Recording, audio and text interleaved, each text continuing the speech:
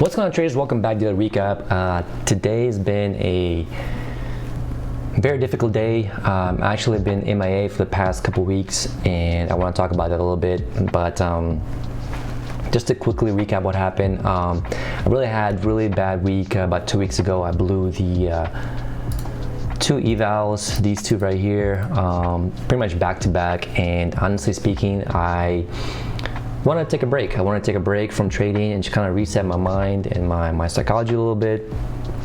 And honestly, I just want to get back to basics, really. I did want to trade the PA, and I did actually trade PA, and I actually traded PA with one contract and basically a 4-tick scalp.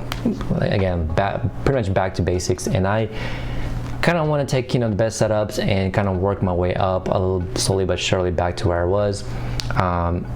And the reason I took the break off from trading last week is because I didn't want to have that same mentality going into the following week with the PA. So super important, and I think I think it's working so far pretty good. I am down $30 on the day on the PA, but I am up $254 on the account, which is fine, no big deal. And I am up $278 on the NQ, which is, this is what I'm using. NQ is what I'm trading on this eval. And yeah, let's talk about today. So today was kind of rough. It was really unclear price action. There was just not a lot of I don't want to say there's not a lot of solid entries, but to me personally, it wasn't really clear. But my first trade was this trade right here, and it was second entry long, and I had my trend channel just like this, and it was unfortunate that it didn't work. I think I saw it clearly. You have a short-term trend channel working down, break, new low already in place, and you are at the key entry point right here. So it did close above the EMA. Second entry long, really liked it. It didn't work, and it is what it is. I guess it's just things that happen. And I did trade afterwards immediately, which is not, I shouldn't do that. This trade right here was pretty much a revenge trade. So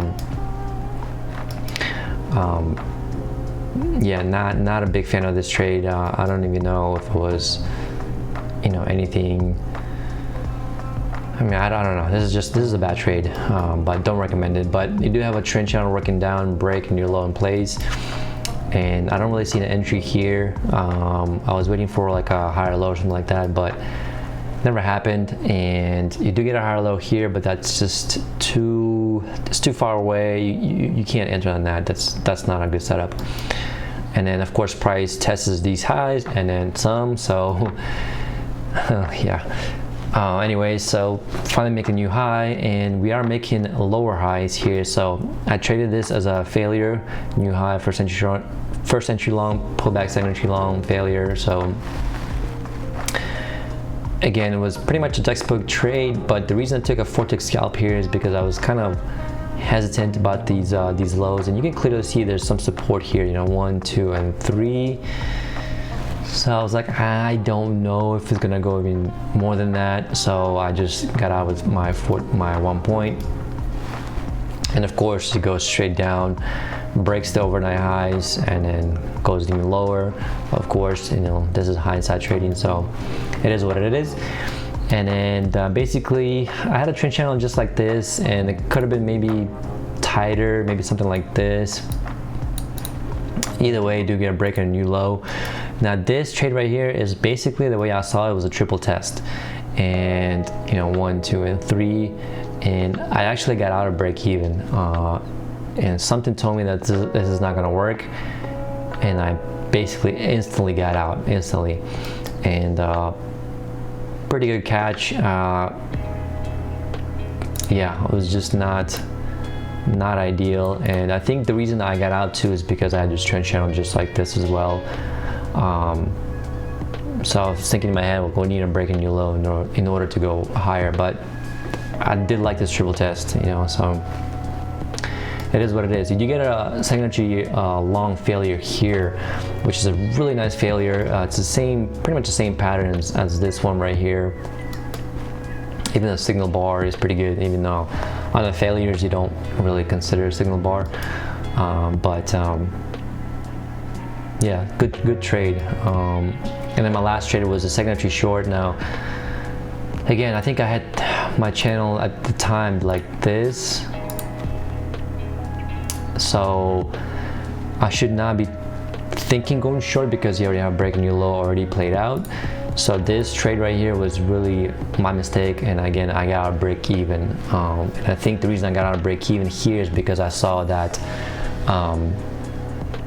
this trend channel here working down. So yeah, not